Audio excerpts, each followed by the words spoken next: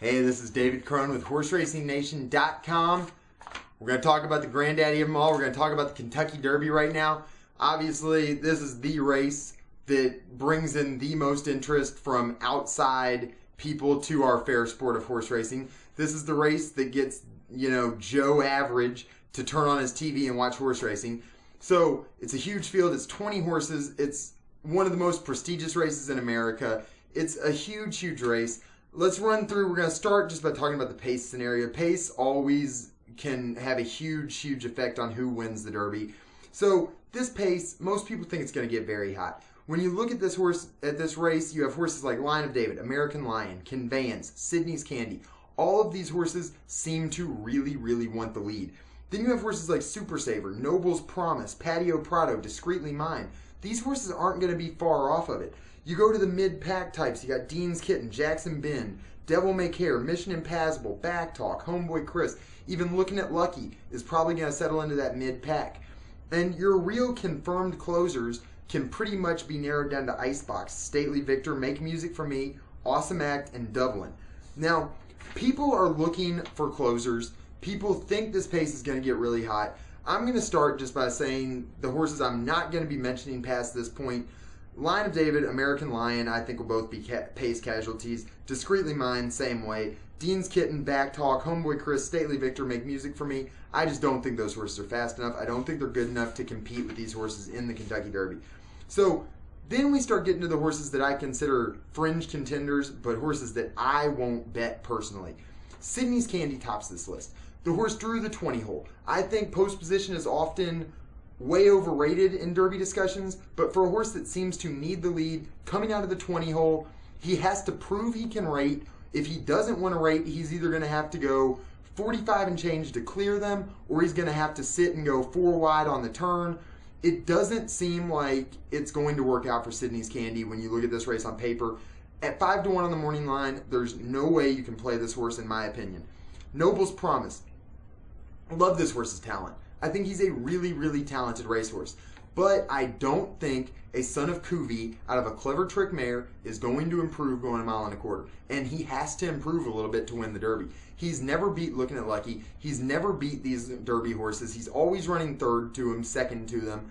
I just don't think he's a horse that can win this race. Jackson Bend, again, he's a horse that's good, but is in this race because of running second and third. He's not a horse that's ever won against this caliber of competition. Now he's got to go in a 20-horse field.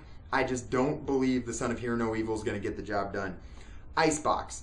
Now, Iceboxx is a toss that a lot of people, well, and not so much a toss, but a horse that I don't think can win, that a lot of people are going to disagree with.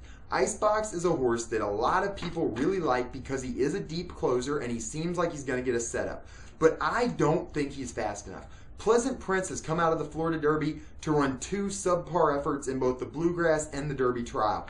I don't think Iceboxx is going to improve in the Derby. I think if anything, he's going to take a step back, and I just don't think he's going to end up being fast enough. Can he pick up the pieces and get something? Maybe. I think he can definitely pick up a check, but I just don't see Iceboxx being the type that can win this race. And then you go to Dublin. Dublin is a horse that I wanted to like, but he got in here this week. He's not been training good. He tried to bolt a couple times. To me, his head just doesn't seem like it's in the right place. I don't think that's a good thing. Going into the Derby, I want a horse that doesn't have all those question marks, and I think Dublin has them.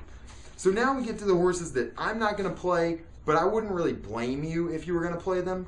And I'm going to start this list with the Derby favorite, Looking at Lucky. To me, he's a horse that has too many questions to take 3-1. All these horses have too many questions to take 3-1 on. Looking at Lucky's no exception. He's never been extremely fast. He was not the best horse in the Santa Anita Derby. Sydney's Candy was. He wasn't going to catch Sydney's Candy, even if he didn't get in trouble. I think it's being a little bit overstated how much trouble he got into in both that race and the Arkansas Derby. I just think at 3-1, he is a horse that you cannot play. It's mostly due to his price that I don't like him, but I am not going to take a horse that's not overwhelmingly fast as the Derby favorite. Then you have Conveyance. I love this horse's talent. I think he has a world of ability, but he really stopped badly at Sunland going a mile and an eighth. I don't think he's going to improve going a mile and a quarter. If anything, I think he's going to get even slower, and I just don't think with the pace as hot as it's going to be, I don't think Conveyance is going to be able to win this race due to all that. Mission Impossible, again, a horse that I think might have some distance limitations. He is somewhat tractable. He proved that in the Louisiana Derby, but I don't think he's quite fast enough. I can't put him on top. And Patio Prado, a horse who I love his works. I picked him in the Bluegrass. I liked him a lot going into that race. He didn't wow me. Stately Victor, I don't think is a real contender, and Stately Victor beat Patio Prado badly.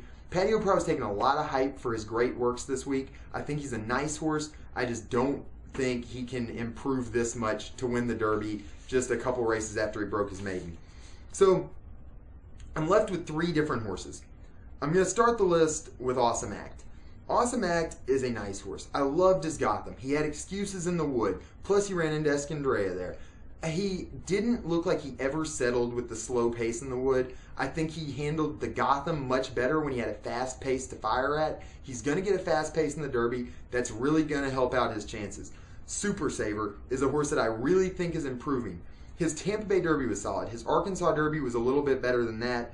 I think he's going to continue to improve, but there are just too many pace questions for me to make him my top pick. And then you have Devil May Care. Todd Pletcher had like 50 horses to choose from, and he thought Devil May Care fit. He even thought Devil May Care might go to this race when Escandrea was going to run. Now, if he thought Devil May Care fit against Escandrea, I think that says a lot about this filly's talent. I think he thinks she is a extremely talented individual. She doesn't seem to have any distance limitations. She's tractable. She closed in the Bonnie Miss, and I don't think she ran as good as she's capable of running there. She kind of ducked in the stretch. They're putting the blinkers on. If that can keep her more focused, she's a horse that can really move up again into the Kentucky Derby. And that's why I'm going to take Devil May Care to win the Kentucky Derby. You know, Todd Pletcher's a guy that gets a lot of heat for not having won a Derby already. I don't think he's had a lot of great chances. I think this filly rates as good a chance as he's had coming into this race. I mean, it could be a situation similar to when Dwayne Lucas finally got his first Derby win with Winning Colors.